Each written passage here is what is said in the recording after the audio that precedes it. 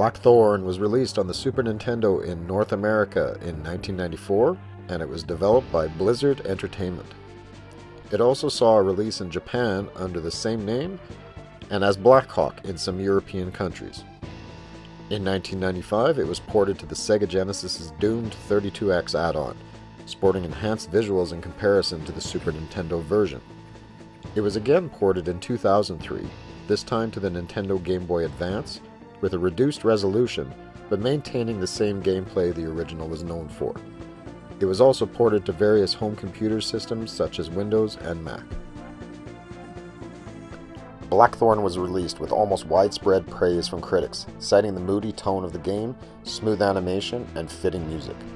You play as Kyle Blackthorne Vlaros, who is out to claim his rightful throne as the ruler of the kingdom of Androth, which has been seized by the evil Sarlacc.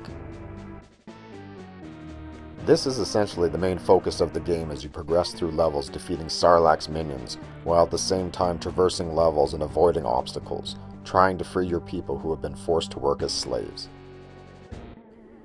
The gameplay is very platform-based, fused with combat and mild puzzle elements. A big portion of the gameplay closely resembles the classic Prince of Persia, which was also released on the Super Nintendo 2 years earlier in 1992. Here are a few examples of what I'm talking about. In Prince of Persia, you routinely climb up levels. In Blackthorne, you routinely climb up levels. In Prince of Persia, you hang on ledges and drop below. In Blackthorne, you do this as well. Prince of Persia requires you to jump across openings and traps. Blackthorne wants you to do this also. In Prince of Persia, you will most likely die a lot. You will probably die in Blackthorne a lot as well.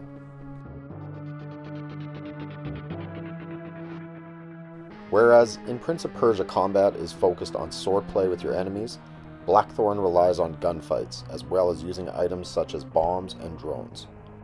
One key element which made battles stand out was Blackthorne's ability to hide in the shadows, which essentially allowed him to avoid bullets and enemies. This gave a very satisfying feeling to combat, as well as adding a new twist to dealing with enemies. There was not a huge variety of enemies in the game as far as their physical appearance, but a lot of them varied by color. A different colored enemy meant they required more hits to defeat, or that they used a different, more powerful weapon. Some of the bigger enemies required the use of a bomb or a drone to deal with them more effectively.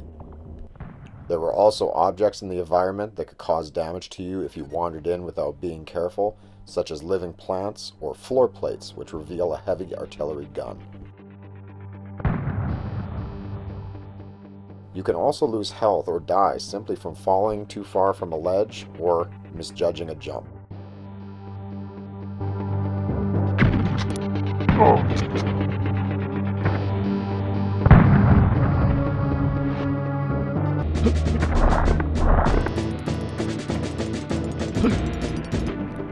Blackthorne is one of my favorite games on the Super Nintendo. It's an all-time classic, a really underlooked hidden gem on the system.